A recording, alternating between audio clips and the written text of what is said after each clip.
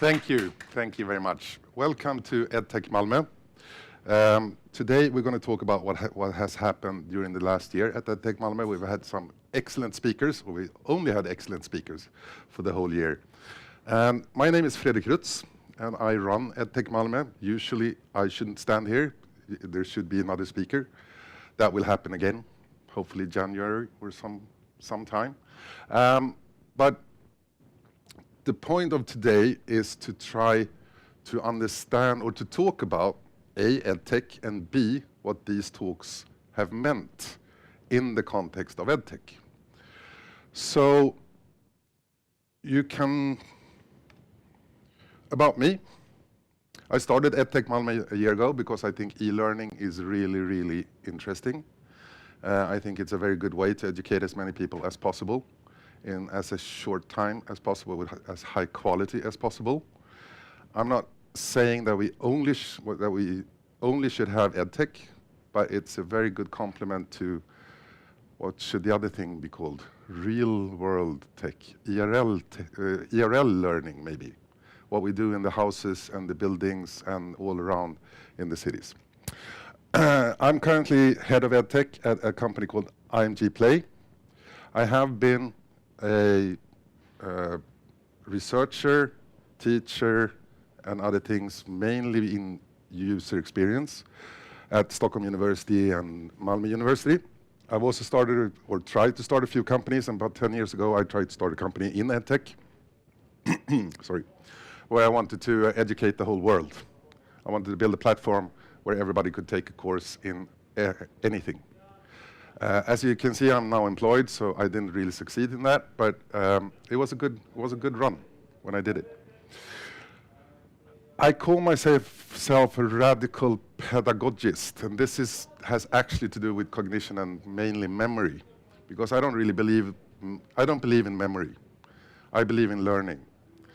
I would argue that long time memory is learning. It is a change of behavior. That is what happens when we remember something. So learning for me is the basis of cognition, not memory. Short-term memory we could talk about.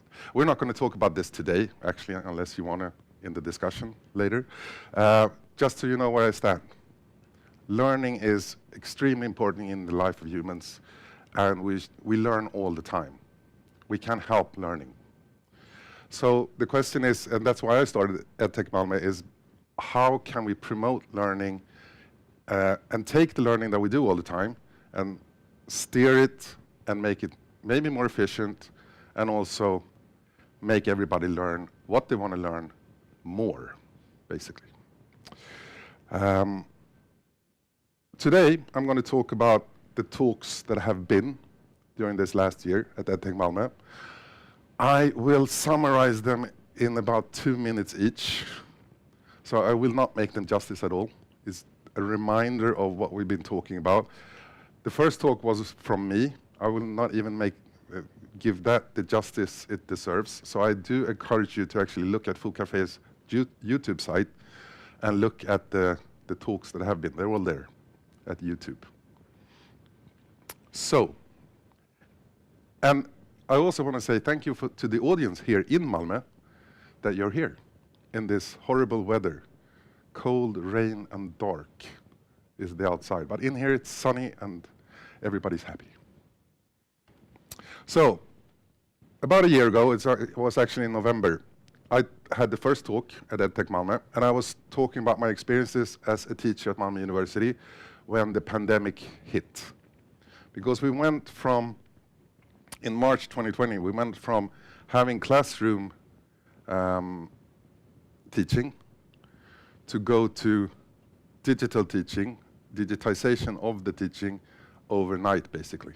And it was not only us at Malmö University, it was all the universities in Sweden, and all the workplaces in Sweden, everybody, as you all remember and probably try to forget. It was a stressful time. It was very fast, but we did it, and we actually, I think, kept the quality of the teaching quite high, even though most of us had no idea what we were doing at the time. Or there was a lot of Zoom, and it was a lot of students who suddenly had to sit at home. And I had students who I didn't meet for a year and a half, never met them. And they did an excellent job. So what I was talking about during this talk was Zoom, a lot of Zoom, but also some of the good things that came out of it in a Zoom meeting. That everybody is close in a Zoom meeting. There's nobody in the back of the room. Everybody is equally close. And when somebody speaks, they pop up in the Zoom meeting. Breakout rooms, I think, is really, really excellent. It's actually one of the things that I really like about digital seminars or workshops, that you can easily take a group and just divide them, and they can have small discussions in small groups, and you can pop into those groups and see if they have any questions or anything. Before Zoom, when I had seminars, I used to run around in the halls trying to find students to see if they had any questions. But during the Zoom meetings, it was just like I just appeared in a breakout room, and they asked if they had any questions, and then I popped out again. Sharing the screen makes it a lot more visible for the people watching or who are in the lecture or in the seminar. Some of the bad things is socializing. It's a lot harder to socialize when you haven't met. There was one class in digital marketing where the students actually produced marketing videos, and they've never met. They were in different parts of the country, but they still produced marketing videos for this course in an excellent way. But since they haven't met, they couldn't. The socializing part wasn't really top-notch.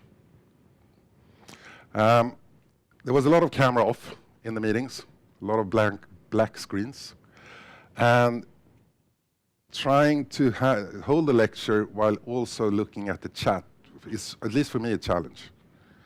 It's like I want somebody to raise their hand and say something. And by the way, if you have any questions here in the room, just ask them while I'm speaking. Waiting rooms, you have this screen. So this was the first talk. My take also that I talked about during this talk was that we learn all the time. We cannot help learning all the time. That's what being human is about, learning. One part of being human, not all of it, but some of it. I think also that learning is better curated. YouTube is a really good resource for learning. There's so much good quality there. The problem is finding the good quality on YouTube. So we need somebody to tell us what is good learning, what is good knowledge that we should look at, so we don't waste too much time. And the third thing I talked about in this talk was that I believe that we should go mobile with EdTech and digital learning, because that is the device most people have. That is what we can count on that people have. So that was my talk. Next up was Alistair Creelman, who was at Linear University, and he talked about lifelong learning, making learning more flexible, online, and accessible. He talked about 3 different changes that is happening. He talked about what kind of learning we have. We have formal learning, which is in the schools, universities, and so on, where you go to a course that somebody else decided that you should learn, what you should learn. Then we have the non-formal learning, which is more what the corporate industry is doing, that you do learning, and you choose it yourself, and you go to YouTube, LinkedIn Learning, or lynda.com is now LinkedIn Learning, Coursera, places like that, and you get maybe a diploma, or you get a badge or something. And also all these courses that everybody's giving, and people at workplaces love to go to in whatever, say 3-day courses in whatever. That is non-formal learning. And then we have the informal learning, which is basically sitting down on YouTube by yourself, or talking with your friends to discuss a topic or something different, something equal. And he also talked about that now, today, it's more important with the networks. It's more important. It's not so important to know how to do something. It is about who you know. Because if you know the right people, you can ask the right people, you have a faster access to the good learning, the good books, the good YouTube videos. So you can actually make your own learning quicker and more efficient. He talked about some new trends. One is digital study circles, which is basically that a group gets together and learns something, a new subject, without actually having a teacher coming in and telling them what to learn.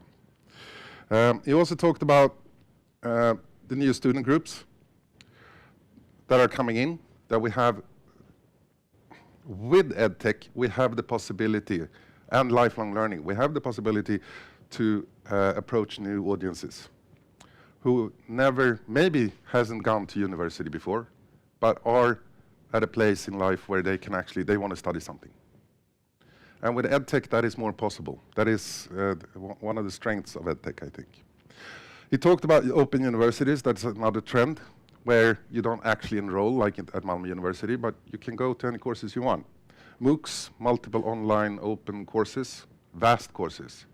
Open, or edX, for instance, is one of the things that is where millions can take the same course at the same time without ever interacting with each other in these courses.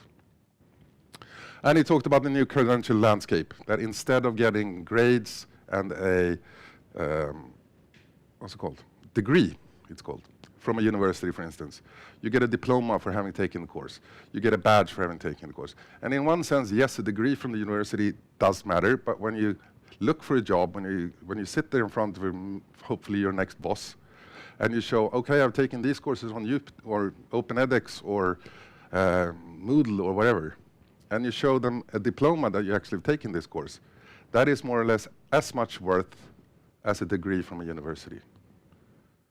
Because working with things, when you're going to work in a subject, having taken a Python course, the important part is knowing Python, not having taken the course at the university. But he also said that those who most need open education don't know it exists. We're here in Sweden, we know we have access to all this internet basically. A large part of the world where people are not as educated as we are here, they don't even know that all these educational possibilities are there. Then we came to Magnus Jonsson, who talked about AI and learning. He talked about machine learning and recommender systems, and also learning through games and special, and for people who have special needs, that we can use AI to actually help in this. For instance, right now, there's a lot of AI, lot of work being done in texting, speech-to-text recognition. So it's very easy today to take a video and get it texted. You don't have to sit down, you don't have to have a person who has to sit down for a lot of hours to actually do this. He talked about learning in languages, in physical movement, and also scoring. I think AI is one of the more interesting areas right now in learning, how we can use it, how we not can use it, how we can't use it. Magnus talked about also the cognitive aspects, for instance, confidence in the learner and connect new knowledge with what the learner knows before. That is a good way. If you can connect the new knowledge to everybody's previous knowledge, it's easier to make the connection and understand what is learned and how it should be applied. These last lines are from me, and I think it's very interesting. If you want to look at them at betaopenai.com/playground, it is a AI that produces text from examples. This means that you can produce very good text from a very short example, and then it looks on the internet and then produces the text. This actually means this is one example of a tool. This means that today it's very hard to give a home exam because it's so easy for the student to actually answer the home exam without knowing anything. That's one way. Elicit.org summarizes research papers. Also very interesting, if you want to learn something really quick. Cepiso talked about how we can bridge the digital divide where there is no digital, basically. In a lot of the world, there is no internet, maybe not even electricity. This is also a reason why I think we should go mobile, because that might work. Almost half the population is still offline. The digital divide, those who know about digital, those who doesn't, is just growing larger every day. There are a lot of reasons for this, like physical or financial access, having the device in your hand, being able to buy a device, or pay for the internet connection or whatever. Also social demographic access, cognitive access to understand. It's like using one of these needs a lot of prior knowledge. It's not like you just pick it up and then know what to do with it.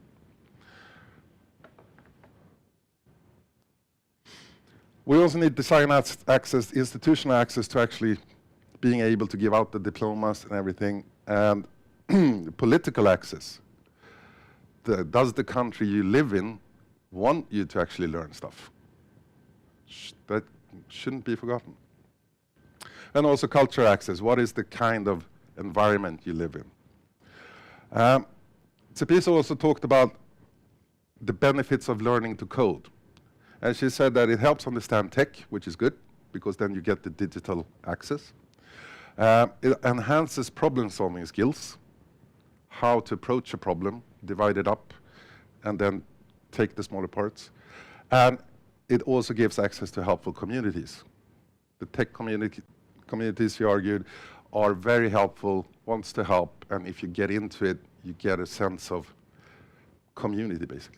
She also showed a really, really nice picture. I think it's from Ghana, where the teacher is teaching Word on a blackboard, because he wants to teach digital technology, but they don't have any digital tech there. But the thinking can be taught with a blackboard and a chalk in a classroom. Then came Göran. Hello, Göran.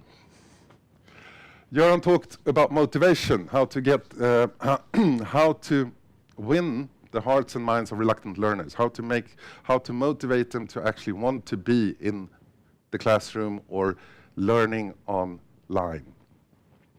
He talked about motivation. There's an intrinsic motivation, which is a sense of achievement and curiosity and interest, and the extrinsic motivation, which is more the outside world, pay grade, the diplomas, the career, the exams. He had a couple of really nice graphs. One was the Kubler-Ross change curve. It's very small here, so I can understand. But it basically is a curve explaining when you have a change, a hardship. I think this curve is also used for people who get sick, really sick.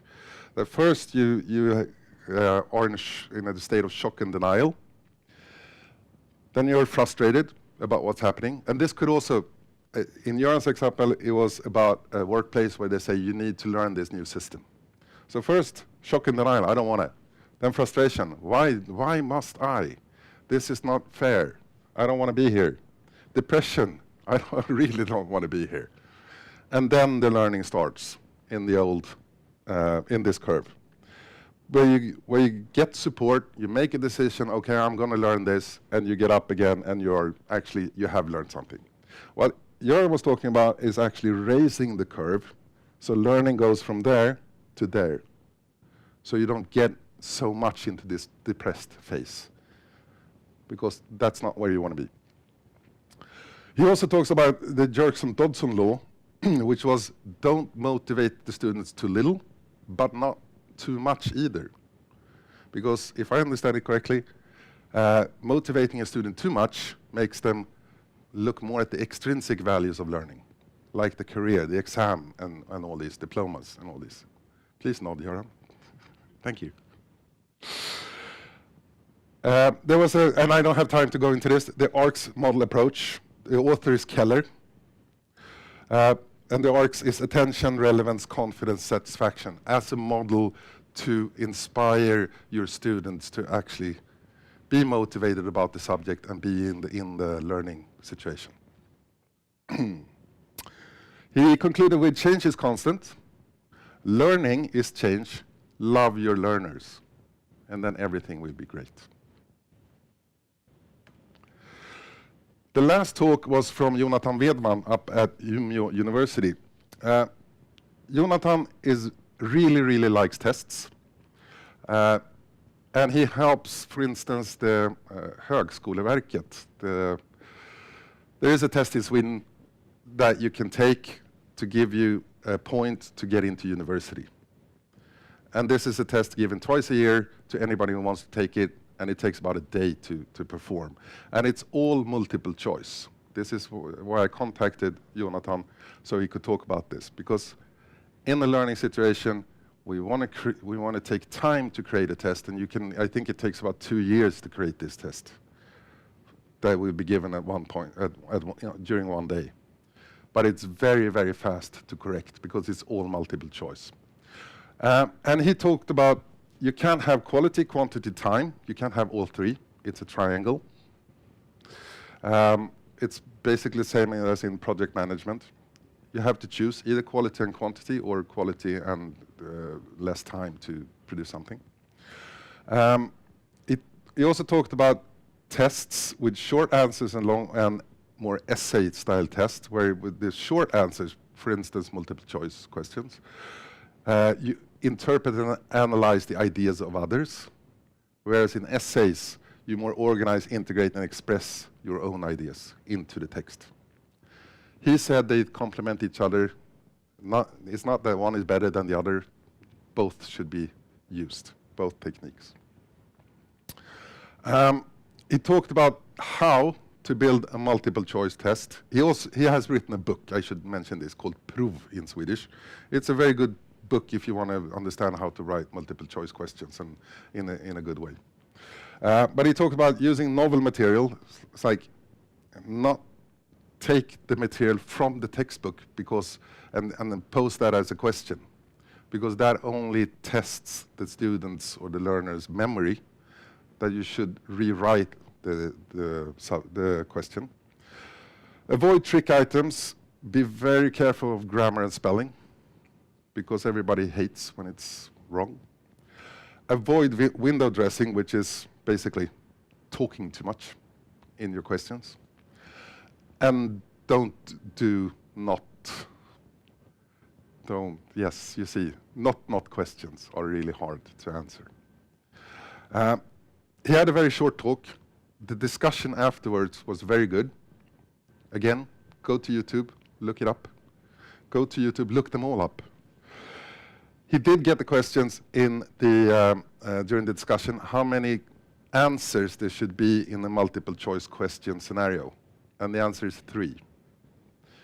He did talk about that and say, yeah, sure, you can have 4 if you have the time.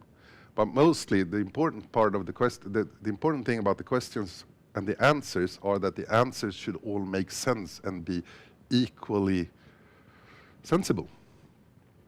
And it takes a lot more time to write the 4th answer for every question than just 3. And he also said that when they looked at students in research, they mostly chose between 3 answers. So if you need a number for how many answers for a multiple choice question, it is 3. If you have the time, you can do 5. But it's going to take a lot of time to do 5 answers. Those were the talks.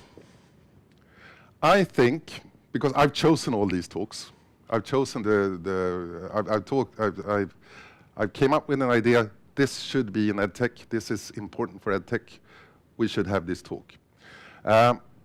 So I think the digitization is obviously what I talked about, is very important. How to do this? How do we take a learning context from one setting to another setting? What happens when we do that? And what is important to think about? Because personally, I believe that we need another pedagogy for e-learning than we do in the classroom. Not totally different, but we need to tweak a bit, and we have to make up some new stuff or use other teaching learning activities than what we do in the classroom. Digital literacy. If we're going to be in the computer or in this, people need to understand this. They need to be able to use it. They need to understand how to use it. They need to have the access to the devices, all this stuff. Really important. This is, in Sweden, not a problem. But I'd say it's like, yeah, I don't know. The further south you go, the less technology, or east or west from Sweden, basically. Lifelong learning, I think EdTech has really the potential of helping us achieve lifelong learning. And by lifelong learning, I mean that not the scenario that we mostly have today, where we go to school when we're really young, and then we go to school when we're young, and then we go to university when we're also young. And then we stop. And maybe we take some courses afterwards in our workplace or for our workplace, but we basically stop saying that we learn. We might read books. I'm saying we learn all the time, but we read books, we do stuff. But we don't go back to university. We don't go back to formal education, and we don't even, or maybe we go back to informal education. And some go back maybe back to non-formal education, and some go back to informal education and hang on YouTube all the time, mostly watching kittens. Really, I think we have the potential right now with EdTech, to get lifelong learning. Excellent courses that can be taken for 2 hours a week, or during the commute to work and back. That is, and to learn, I don't know, Japanese, Python, whatever you want to learn. Motivation. Sitting alone, which is mostly what EdTech in a way is about. It doesn't have to be, but in a way it is. We need to motivate ourselves, and if we are in a group, each other too. Because it is more lonely to be in EdTech, to learn via EdTech than be in the classroom. So I think motivation is really, really important. AI, it's like AI, it is here. It is coming. How can we use it? In what way? I just talked about that we can't give home tests anymore because the AI can just produce the whole answer. But how can we use AI to actually produce the test?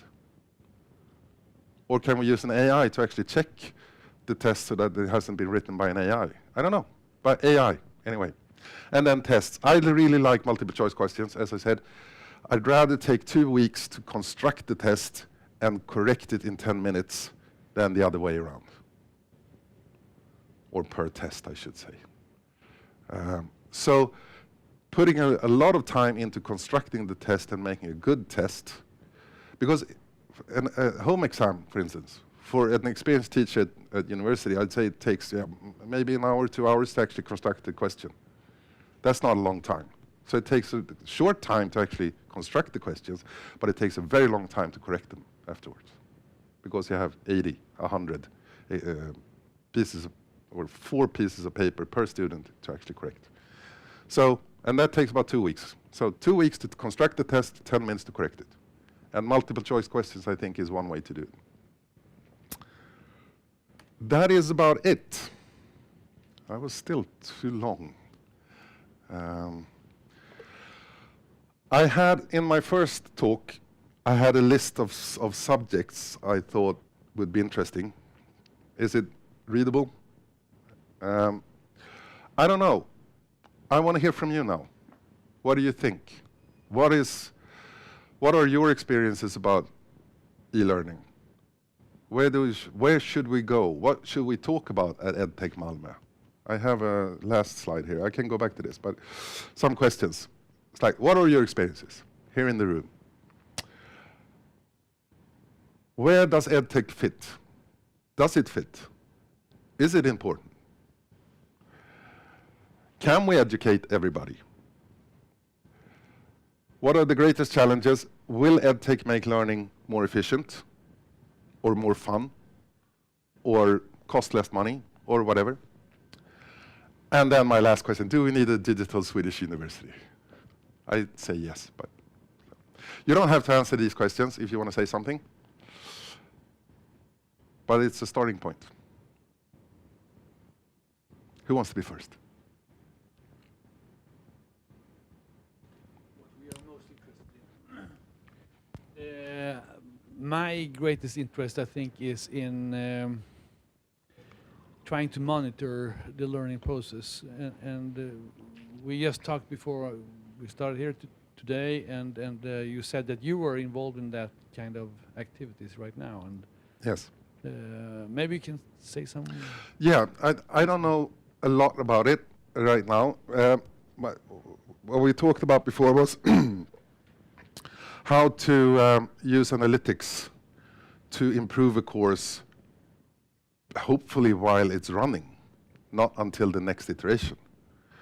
And I'm right now working with a system developed by Carnegie Mellon University, and they have a lot of analytics. You can look at the analytics during the course and see this, for instance, this question was too easy. Too many students had the right answer the first try. Or you can say this question is too hard because a lot of students fail at it. So using analytics to actually improve the courses, I think would be very interesting. So should I understand that as that we should have an EdTech Malmö about analytics, learning analytics? Good. I have a guy I'm going to call actually about that. Thank you. So I can't say more right now because I'm learning. But if I can get him to talk about it, he knows a lot more.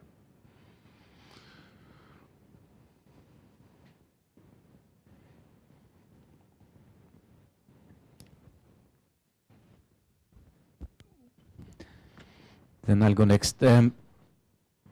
One thing that strikes me is that all these bullets are connected. You can't actually delete one or edit one without affecting the others, and that's quite interesting. But it might be a bit too much of a bite for a 45-minute session. Yes. Try to explain the code. But for more concrete, the aspect of microlearning and mobile in combination, I think it's quite interesting. We haven't discussed that this year so far. We haven't. So that could be interesting, I think. What you can do actually, technology-wise, with the mobile technology. How much can you fit into a mobile phone actually and make it? But are we talking about microlearning the same way? Just to be clear, what do you mean by microlearning? What I mean by microlearning is actually bit-sized, small chunks of learning that you can take whenever you need, wherever you are. Oh, I need to change this one on my heating system, and then I guess I'm learning to get instructions to do it. A couple of minutes. And I agree, those two go together. But I also think that maybe AR and microlearning go together. As you said, changing the heating system of your heating system. Then you can get a visual picture of how to actually do this. And that's the next thing I'm anticipating, actually, that I haven't seen that solution yet, but we had some kind of vision for the future about 20, 25 years ago. For those of us who are old enough to remember Clippy, the Microsoft paperclip, that popped up when we didn't want him and tell you, I think you're trying to print a page here. Would you like some help?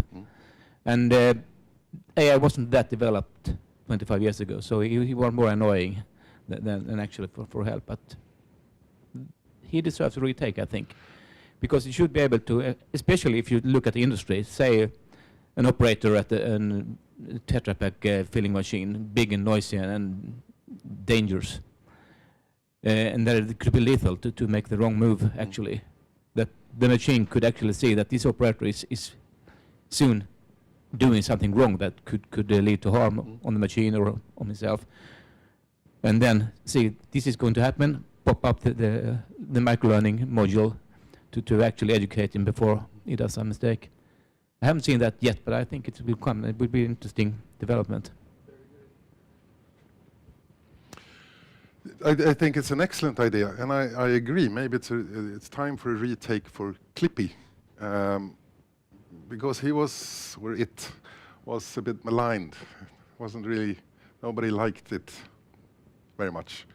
But today, maybe with more better AI and more, I don't know, more data, basically, we might be able to do something.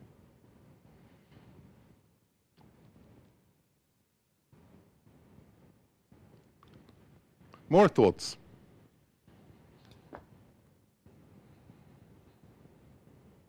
Do you think you can say anything about these points you have?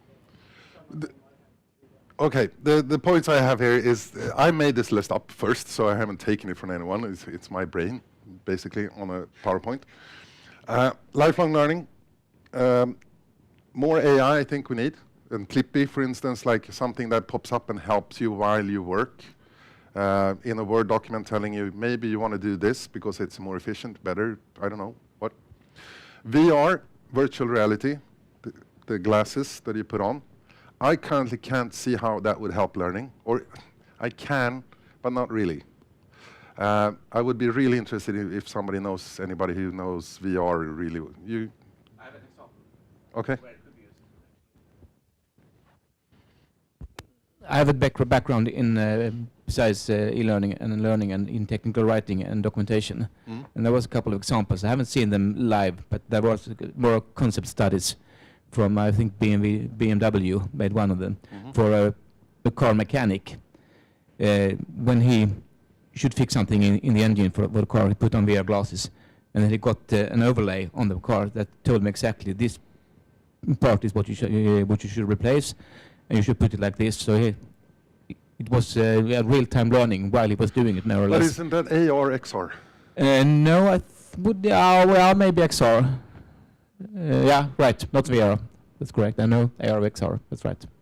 I do think in a way that VR, for instance, surgery could be used for surgery if we had something that we could manipulate with that was better than the things that you get when you buy a PlayStation or whatever.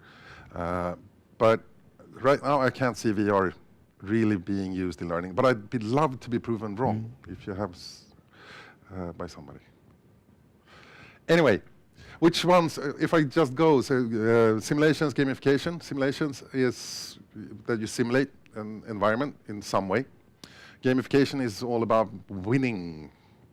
You do learn something and then you get a badge or you get points or something. Microlearning is basically being able to learn in snippets. It's like usually a lecture is 45 minutes or several times 45 minutes. But if you can divide, I think if you can divide the lecture in so you can go back in the lecture, you can navigate the lecture really easily. That is one way to do it. Another way to do it is just have 2-minute long videos all the time. So you can actually consume as much as you have time for right now, not as much as the teacher wants you to consume right now. Was that clear? Okay. Personalization, we all learn it in different ways, and we in the same course, some people want text, other people want video. Maybe we can do this today in the same course without too much work. Flip the classroom. We did this in the Tsepiso's talk. That first they had to watch her video, and then we all came here and did a summary of it, and we discussed. It was really, really good. I wanted to do that today too, actually, but I didn't have time to actually produce a video myself before I got here, so I did it live instead. But it's basically learning how to, doing the theory before and the homework in the classroom. Normally now you do the theory in the classroom and then you go home and do your homework alone and you have no help. Flip the classroom is you get the theory before in the classroom, you get help by the teacher to actually answer the practice subjects or whatever. Enhance the social aspects. Basically, how do we make it feel like you're actually in the class when you're alone at home all the time? Synchronization, that is more, I have an idea about how, I don't have an idea how to teach a choir to actually sing when everybody in the choir are in different places. I think it's a synchronization problem. We could probably find more, but if somebody who's in South Africa sings and then somebody who's in Skövde sings the same thing, they're not going to be heard by the choir teacher at the same time. So we have a lag problem, basically. And this might be important for other subjects too, I'm not sure. Learning analytics, how to take all the data that we can collect and actually do something with it. Digital teaching of practical subjects, I'm still trying to find somebody who during the pandemic taught dancing, or I don't know how the dentists did it up at, I think they brought one person in at a time here in Malmö, at the dentist's dental education. How can we teach practical subjects? Not theoretical, practical, in a good way with e-learning. Automated teaching, I have no idea what I mean by that, but it sounds cool. So, or basically it is like take away the teacher, put in an AI, how far can we get? And what is the teacher then? Project leader? I don't know. But it would be a good talk if somebody had the knowledge to do it. Curating content, there's a lot on YouTube. How can we make that accessible in a good way so we know what's quality and what's worth watching, basically? Same answer suffering, AI. Yes, probably AI. TLAs is teacher learning activities, seminars, workshops, lectures, all these things that teachers do to actually move knowledge from one person to a lot of people. And pedagogical strategies for the digital mobile. I think that would be a good subject to talk about, how we can put the classroom in the mobile, what kind of things can we do? Can we have a workshop in a good way? I don't think that really can be used to write a paper on a subject, but maybe if you connect maybe if we have a screen and a keyboard, you can actually write stuff. This is a powerful computer. It's enough for most things, but it's a very small screen and very limited interaction. But this is what kind of things that can we get away with in teaching learning activities on a mobile phone. Digital teaching for children versus adults. I think motivation is a very big part of this. How do we motivate adults? Children we just put in a room and say stay there mostly, and they stay there and they sit with their open eyes and they just listen. Maybe not so much, but basically. But other things, what are the differences between teaching children and adults, and especially in an EdTech environment? And the last one is, what tools can we use? This would be like, there's Office, there's Google Docs, there is Miro, there is Trello, there is chat and other things. What tools? This is like good examples of how to build a digital teaching environment. What can we get away with? What are the best tools to use and the ones we don't really want to use?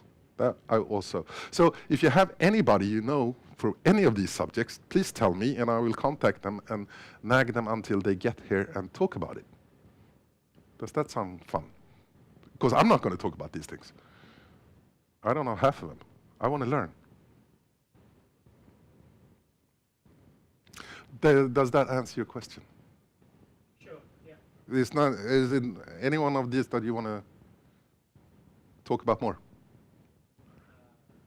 Probably. Okay. Johan, can I have the mic back?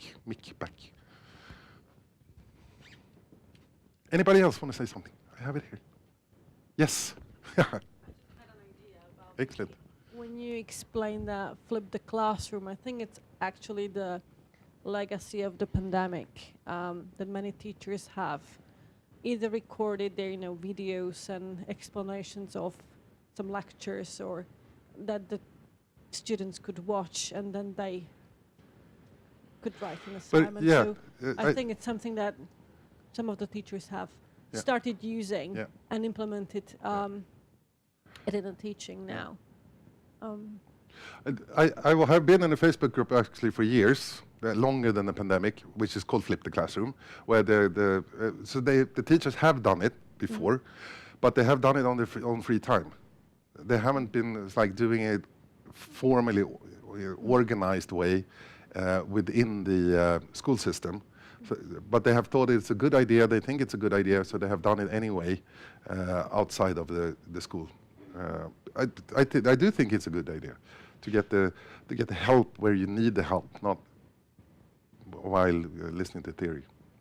Yeah, I think it's an excellent idea when you can pause the teacher, rewind, Yes. and listen to it again. I Yeah. mean, it enables the learning process in a different way than the personal, Yeah. it can do.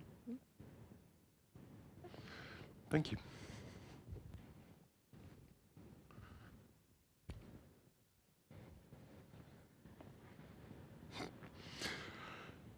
Yes. It could be pizza time, or it could be one last question time.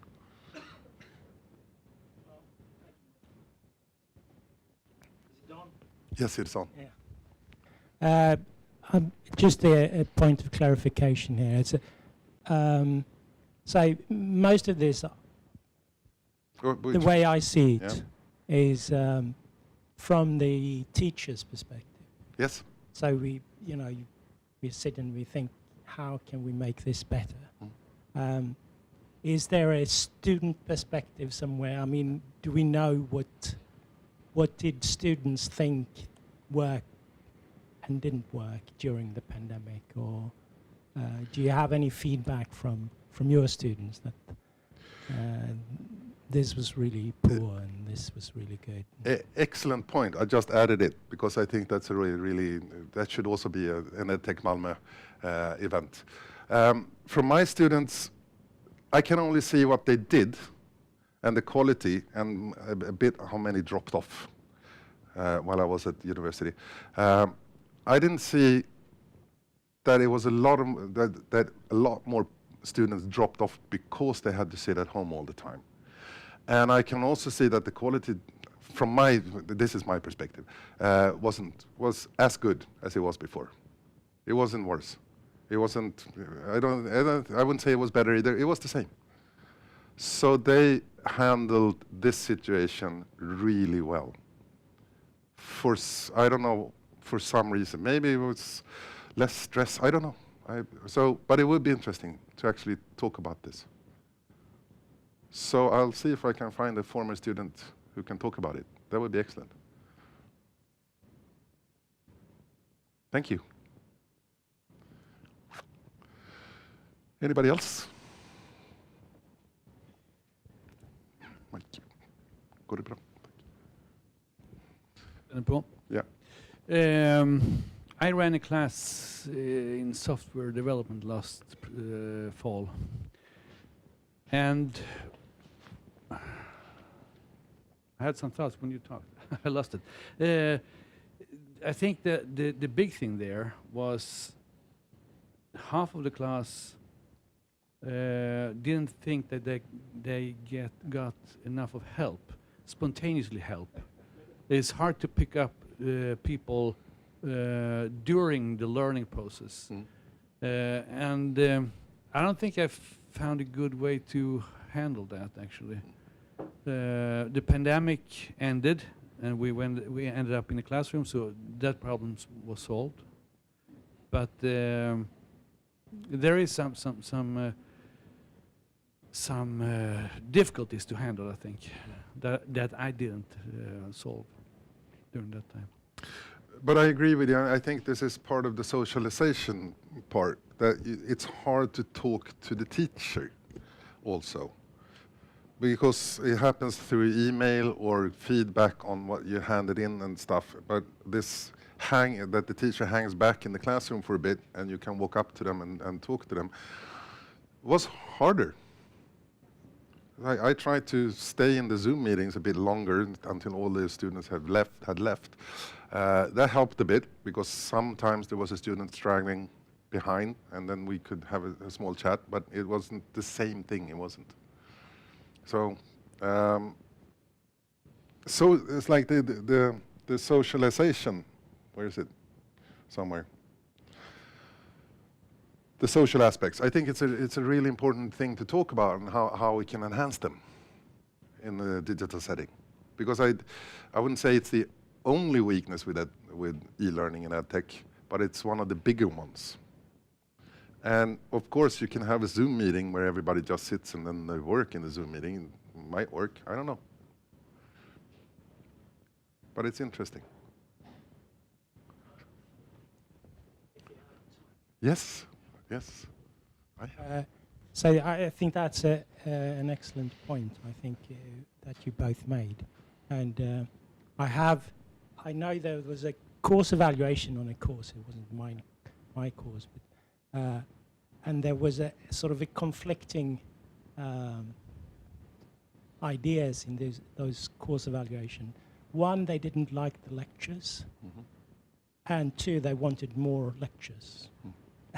And the way that played out was that they wanted that time that you gave them by not closing down the chat, because they wanted, and often they don't want to raise questions in a lecturing situation because they don't want to feel stupid, and or maybe I didn't understand anything, and my question is so stupid that so what they wanted was that time after the lecture or between in the break where you have what's in a company setting is the water cooler moment. You can ask questions in an informal setting, and you don't have the fear of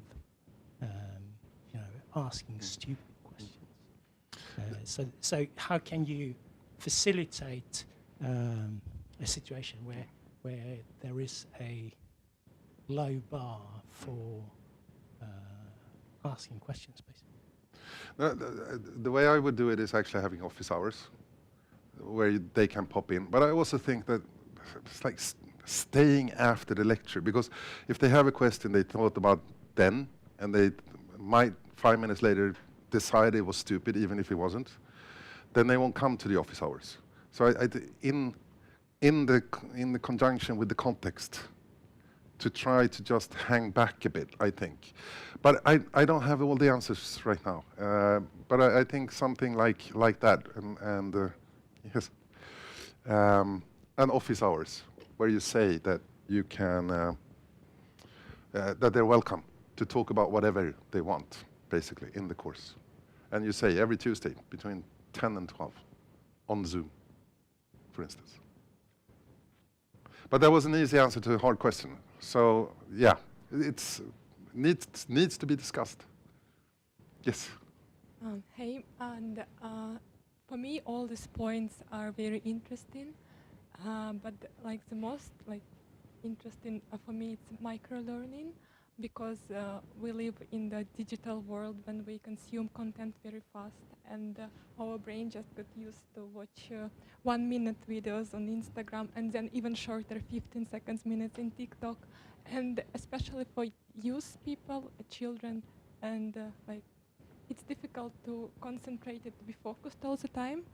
So I'm interested in microlearning and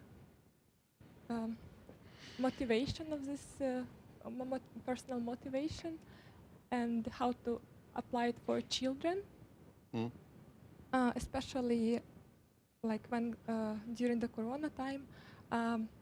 For now in Ukraine we have a war, and lots of children study online, and it's also interesting to think about, is it possible to have a digital primary school,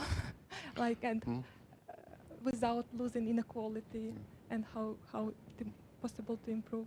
Yes, I absolutely think it is. I'm from the higher education, so that's what I used to. So there are other people more proficient in answering that question than I am. But I would, why not? Obviously, but if you don't have a choice, maybe it's better for the kids to be in a classroom. But if you don't have a choice, maybe they moved somewhere or whatever, then it's better than nothing, I'd say. And learning is always. But excellent. I will take this with me, and I will try to find speakers. And again, if you have anybody that you think that would be an excellent speaker at EdTech Malmö, just please tell me, and I will do it. Now we must have pizza. Thank you. Yes. Thank you. Thank you.